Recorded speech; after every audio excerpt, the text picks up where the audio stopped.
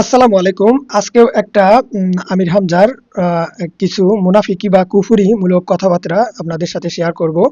যারা এই সমস্ত মুনাফিকদেরকে অনুসরণ করেন, তারা চেষ্টা করবেন যেন এই সমস্ত উলামায়ে সুদ বা মুনাফিকদেরকে অনুসরণ আর করতে না হয়। কারণ দেখেন, আপনারা জেনে শুনেও যদি 18 কোটি মানুষ নামাজ এই পড়বে, মানুষকে আপনি একটা অনুসরণ ভোট করেন, দিয়ে 18 কোটি মানুষের নামাজের সওয়াব।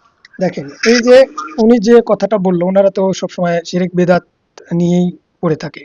যে এই যে বলল যে একটা ভোট দিয়ে 18 কোটি মানুষের সোয়াব পাবেন, এটা কি বেদাতিমূলক কথা নয়? এটা কোরআন হাদিসের কোথায় আছে? চিন্তা করেন। তো এই সমস্ত মুনাফিকদের আরো দেখেন যে বেয়াদবিমূলক কথাবার্তা শুনেন। এই অর্থে নবীজি সাংবাদিক ছিলেন।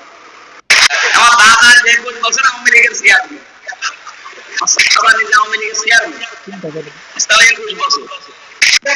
কোরআনে কারীম 1000 বছর আগে ফেসবুক এই আয়াতটা কোরআনে আল্লাহ 1000 বছর আগে চিন্তা দিয়েছেন। করেন। যাদের লাগে লিখে নেব। ফেসবুকে লাইক দেওয়ার জায়গা পাও না, লাইক দেওয়ার জায়গা নেই তোমার। আল্লাহ লাইক দিয়েছে, ফেসবুক ব্যবহার করতে নিষেধ করছি না। থাকা স্বপ্ন আমার লাইক দেওয়া, সুবহানাল্লাহ বলেন। কোরআনে কারীমে আল্লাহ 1000 বছর আগে এরকম একটা আয়াত নাযিল করেছে, বাংলাদেশের এরকম বড় দুই দল হবে, আওয়ামী লীগ বিএনপি। এখন দেখবেন আওয়ামী লীগ বিএনপি পাওয়া কোন জায়গায় দেখা, আর এখানে আছে সূরা হুজুরাত 26 নম্বর পারা 15 নম্বর পৃষ্ঠা 7 নম্বর লাইনের প্রথম নাম্বার। কোরআনের আয়াত দিয়ে দলীয় দেয়। যদি শাবনুরকে সত্যি দেখে আসেন, এখন শাবনুর তো বড় হয়ে গেছে, চলে না, এখন চলছে মাহিয়া মাহি। নুসরাত ফারিহা কি দেখবেন, কি আমার কি পরিমাণের মতো জিনিসপত্র আছে? ঐশ্বরিয়াকে দেখেছেন, কারা কারা দেখেছেন হাত তোলেন তো। রাশমিকা মান্দানা নাম শুনেছেন? চিন্তা করেন। এরা ধর্ম প্রচার করতে গিয়ে মার্কেটিং করছে না তাদেরকে। আল্লাহ জান্নাতে দেবে এরকম একটা আয়াতও আমার চোখে ধরা পড়ে। আমরা এখানে যারা আছি আলেমরা, আপনি একটা আয়াতও বলতে পারবেন কিনা আমি জানি না। নামাজ পড়লে আল্লাহ জান্নাত দেবে, আমি পাই।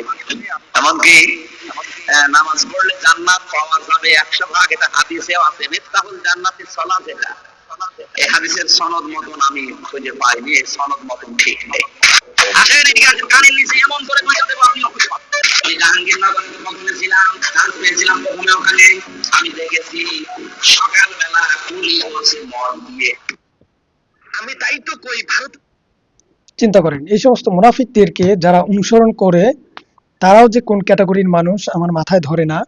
তো এরা আসলে পড়াশোনা করে না, এই জন্য বিভিন্ন ধরনের কোরআন হাদিসের আয়াতও খুঁজে পায় না, বা যাও পরে মানে উল্টাপাল্টা মস্তিষ্ক দিয়ে পড়াশোনা করে। অর্থাৎ এদের কালবের মধ্যে রোগ, কালবের মধ্যে মুনাফিকি নেফাকিতে ভরা। সুতরাং এরা কোরআন হাদিস পড়লে মানে ব্যাখ্যা উল্টাপাল্টা করে ফেলে। কারণ একটা জিনিস ধরেন, যে একটা পাত্রের মধ্যে রাখা, একটা পাত্রে ধরেন, এই পাত্র ধরেন একটা বালতি দিয়ে পায়খানা পরিষ্কার করা হয়।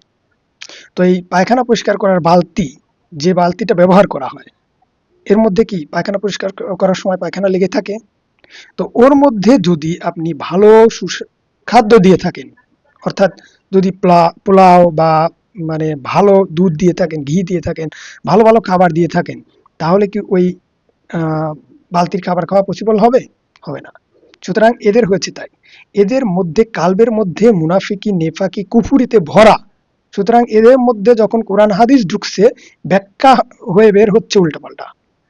কারণ নফস এমনভাবে এদেরকে গ্রাস করে ফেলেছে, এমনভাবে নেফাকি এদেরকে গ্রাস করে ফেলেছে, নফস এখন একদম মানে পুরা শয়তানে পরিণত হয়ে গেছে। সুতরাং এই সমস্ত মুনাফিকদের হাত থেকে আল্লাহ পাক আমাদেরকে হেফাজত করুন, এই সমস্ত কাজ্জাবদের হাত থেকে আল্লাহ পাক আমাদেরকে হেফাজত করুন। এবং যারা আপনারা এই সমস্ত মুনাফিকদের কথাবার্তা শুনে থাকেন, আশা করি চেষ্টা করবেন না শোনার। কারণ এদের মধ্য থেকে ওই যে ওই রকম শয়তানিমূলক কথাবার্তা বের হয়, যা শুনলে আপনার যদি ভালো কলবও থাকে, তাহলে সেই কলবটাও নষ্ট হয়ে যাবে। সুতরাং আল্লাহ পাক আমাদের সবাইকে বোঝার তৌফিক দান করুন, এবং সচেতনমূলকভাবে কথাবার্তাগুলো শেয়ার করা হয়, আপনারা সিরিয়াস নেবেন না। আর যদি এই সমস্ত মুনাফিকদেরকে আপনারা অনুসরণ করেও থাকেন, তাহলে তওবা করে যে কোনো একজন আল্লাহর ওলির হাতে বায়াত গ্রহণ করুন। আসসালামু আলাইকুম, ধন্যবাদ।